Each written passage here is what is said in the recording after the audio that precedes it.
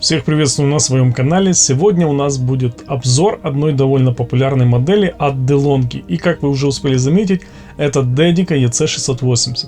Целью этого видео будет ответ на вопрос, стоит ли она своих денег и чем же она может быть лучше той же ECP серии. Многим, кто решил купить домой кофеварку или заменить свой старенький рожок на что-то поновее и технически продвинутее, часто рекомендуют обратить внимание именно на Dedica, как на одну из самых удачных моделей, особенно для любителей молочных напитков. Но ценник, который даже на вторичке может быть и в 2, и в 3 раза больше, чем на другие модели, вводит многих в ступор.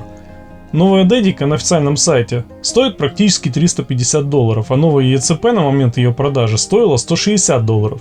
И сейчас попытаемся разобраться, почему же за одну Dedica можно купить 2 ECP и еще на кофе останется.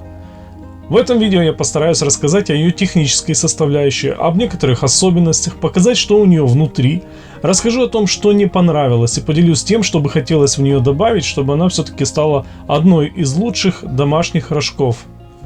Забегая наперед, сделаю небольшой анонс. Следующее видео будет про то, как можно настроить на Dedica температуру экстракции, и даже больше сделаю замер, до какой температуры разогревается термоблок. Ну а для начала пара слов о самой серии Dedica. Начала она производиться примерно в 14-15 годах, и сначала была линейка 680, в ней было 3 модели: красная, черная и серебристая. В 2017 году серию обновили до 685, и цвета уже стало 4, добавился белый цвет. Помимо добавления цвета, был также добавлен переключатель на капучинаторе, который переключал со взбивания на разогрев. И также в 2020 появилось 2 модели 785. Это была серая и песочная. И там, кроме обновленного капучинатора и цвета, еще добавили в комплектацию питчер и металлический темпер. Помимо этого, у 680 есть и аналог, который DeLonghi делала для компании SMAC. Это просто та же 680 со старым капучинатором, но уже в ретро-дизайнерском корпусе и ценником почти в 3 раза дороже. Собственно, я решил, что делать пользовательский обзор особо не имеет смысла, так как он уже есть на канале Кофейный дом Перфетто у Андрея, и он сделал исчерпывающее видео. Кто, кстати, не видел, я оставлю ссылку в описании. А мы поговорим об особенностях Dedica, и самая заметная особенность — это рожок. Он тут не такой, как у остальных моделей ECP или ECI. Хоть он и похож, но он трехушковый, а у всех остальных только 2 ушка. И тут сразу второй момент. Он такой же по стандарту, как и у многих китайцев. К примеру, вот 700 Borg. А вот от Zelmer и Крупса точно такие же рожки есть и у Polaris, Viteka и прочих других китайцев. А это значит, что как минимум на Али можно найти и бездонник, и латунную альтернативу, как этот. Кстати, в следующем видео протестируем на этом рожке, чтобы вы могли убедиться в их заменяемости. Далее есть нюансы с группой. Она пластиковая, и у нее совсем другой уплотнитель, нежели у EC и ECP. Группу детально покажу при разборе, а вот уплотнитель тут требует наличия на кромке сита выштамповки, иначе будет недостаточная плотность, и при проливе вода может пройти поверх сита.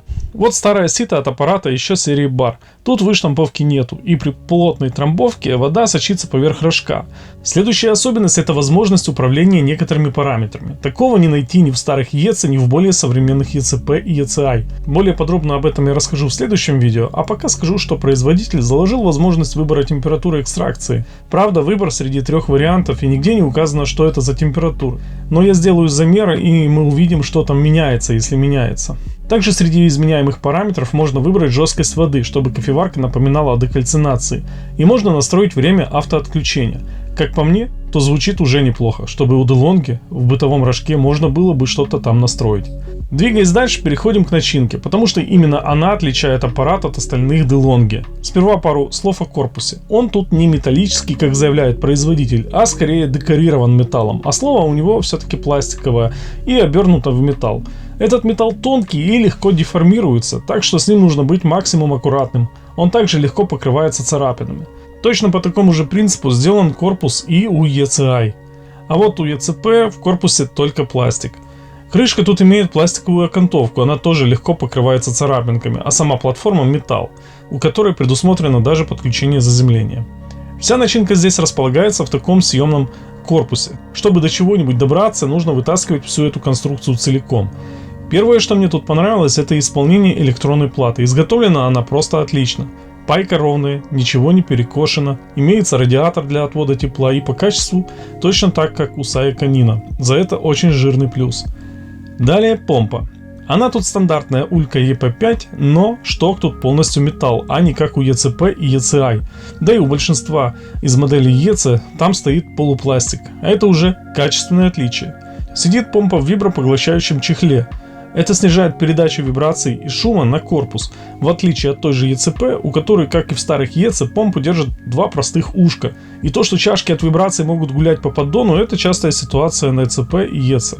Так как у дедики есть дозировка порций, то перед помпой стоит флуометр, или, как его еще у нас называют, расходомер. Это крыльчатка в герметичном корпусе, которую вращает вода, затягиваемая помпой. В крыльчатке есть магнит, а снаружи флуометра стоит датчик Холла, или по-простому датчик магнитного поля.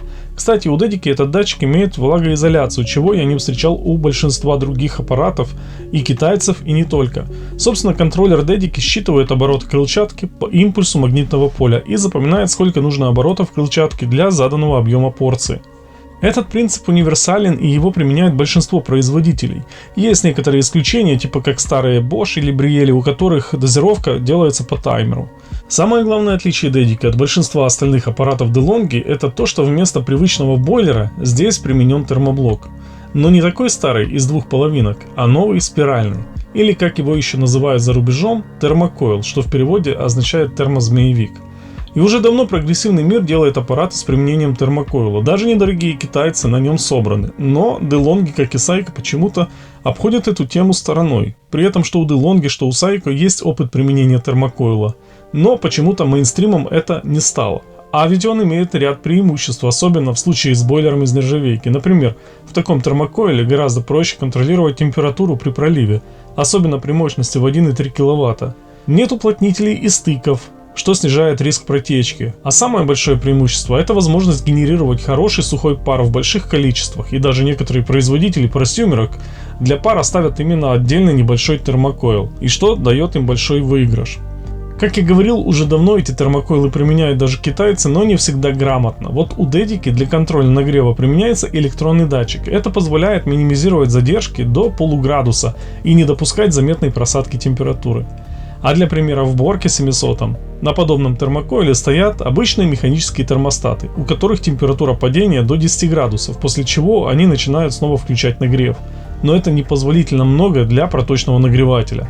Также у бойлерных DeLonghi, например, те же ECP, стоят простые термостаты, которые к тому же не самым удачным образом крепятся к бойлеру и могут дать как недогрев, так и перегрев с просадками на 10 градусов. Так что в этом плане дедика в выигрыше. Также у дедики есть отдельная функция кипяток, и здесь ее особенность в том, что кипяток она старается давать максимально ровной температуры. Это благодаря тому, что в контроллере заложен импульсный режим работы помпы, при котором поток воды идет с такой скоростью, при которой термокойл будет поддерживать постоянную температуру без просадки. Конечно, проверить это сложновато, но логика правильная. И включает функцию кипятка тут специальный микрик на регуляторе пара, а не просто как у ECP включением пролива. Также понравилось то, что термокойл находится в специальной секции, у которой есть отверстие для того, чтобы в случае, если где-то вдруг образуется трещина и вода будет идти внутрь, то она не попадет на плату или не зальет другие места, а просто уйдет под кофеварку. В итоге пользователь поймет, что с аппаратом что-то не так, но при этом не пострадает ни электроника, ни другие узлы. Кстати, плата находится тоже в отдельной секции и отвернута в сторону, чтобы минимизировать попадание влаги. Почему я это уточнил? Ну потому что в большинстве китайцев платы имеют очень посредственную защиту, и это вызывает очень частые поломки. И последний момент — это то, что в дедике смогли обойтись без мультиклапана и без трехходовика. Это никак не сказалось на удобстве, и то, что нету сброса остаточного давления с группы, для такого мелкого поддона только плюс. Иначе бы только и носили сливать поддон после 2 порций. Ну а теперь то, что мне не понравилось. Первое — это то, что оставили старый предохранительный клапан, который не самый удачный сам по себе и часто становится причиной падения давления, то есть он стравливать может рабочее давление. Это, как мне кажется, непонятное решение, так как у DeLonghi все-таки же есть надежные клапаны, которые ставятся в их автоматы. А здесь вроде и сам аппарат хорошим подходом сделали, но оставили, как в дешевых EC и ECP, вот такой вот свой неудачный клапан. Следующий момент — это обилие пластика и в группе, и то, что соединители вместе с высоким давлением и горячей водой тоже пластиковый. Вот, например, тройник, через который вода попадает в группу, а пар попадает попадает на стимер. Попросту потенциальное место для трещины. Но я прекрасно понимаю, что использование пластика тут вынужденная мера для минимизации теплопотерь. Ведь если бы тут была латунь или алюминий, то это бы отнимало температуру и страдала бы термостабильность.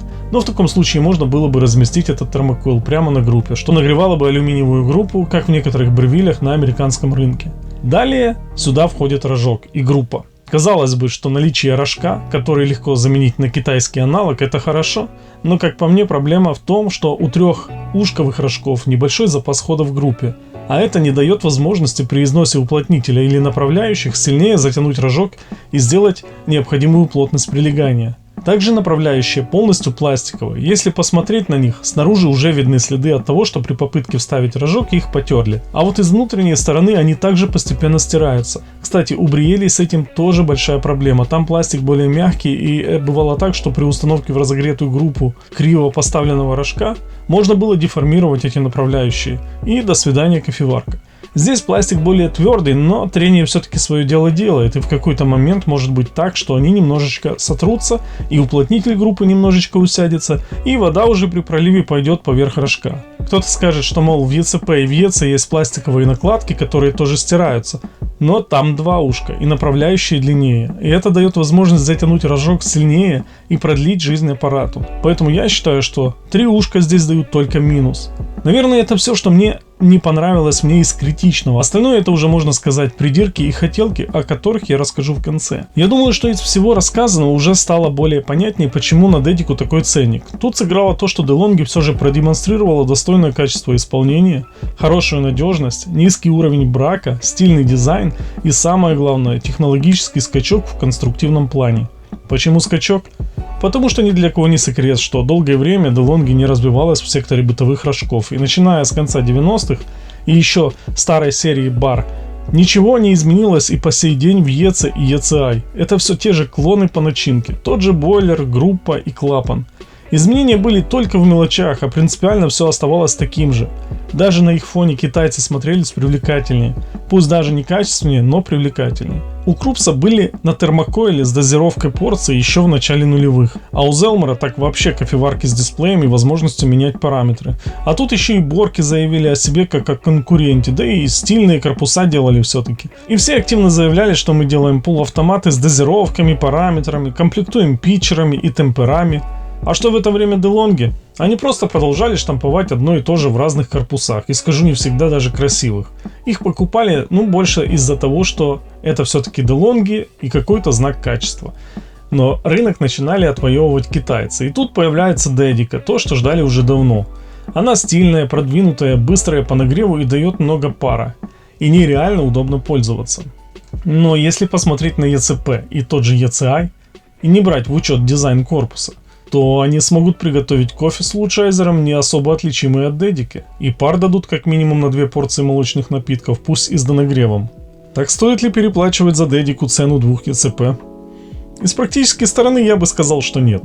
ECP делает тоже, и ремонтопригодность у нее выше, и починить можно самому. А если есть желание уйти в дальнейшем от лучайзера, то на вторичке есть и гаджи классика, и аппараты наподобие Elite, а это уже уровень просъемерки за те же $300. Но если бюджет позволяет и вы ориентируетесь на молочные напитки, то Dedico однозначно не оставит вас равнодушным. И в конце скажу, что хотелось бы, чтобы Dedico продолжала развиваться. Не просто там корпус сменяли или комплектацию, а действительно, чтобы она ставала продвинутее тех же китайцев. И возможно положила начало такой категории, как смарт-кофеварка. Ведь уже есть кофемашины, да и что там говорить, даже китайские чайники уже продаются давно, которые управляются через приложение в смартфоне. Таким образом, в Dedico можно было реализовать действительно неплохую возможность подстройки параметров, даже не прибегая к дополнительным датчикам. А именно, можно задавать точную температуру нагрева термоблока, вплоть до градуса, а не условные 3 варианта, которые выбрал производитель. Задавать время предсмачивания, корректировать режим работы помпы с помощью импульсов для замедления потока, чтобы можно было бы экспериментировать, например. Задавать температуру кипятка, Возможно, еще что-то можно воплотить, и это был бы действительный прорыв для домашнего бытового рожка. Ну и, наверное, стоит заменить группу и сделать версии Детики с упором не под улучшайзер, а под хороший домашний эспрессо. Ведь у нее все-таки есть неплохие задатки. Если у вас есть еще какие-то идеи для ее улучшения, буду рад, если вы ими поделитесь. А на этом буду прощаться. Подписывайтесь, ставьте палец вверх и до встречи.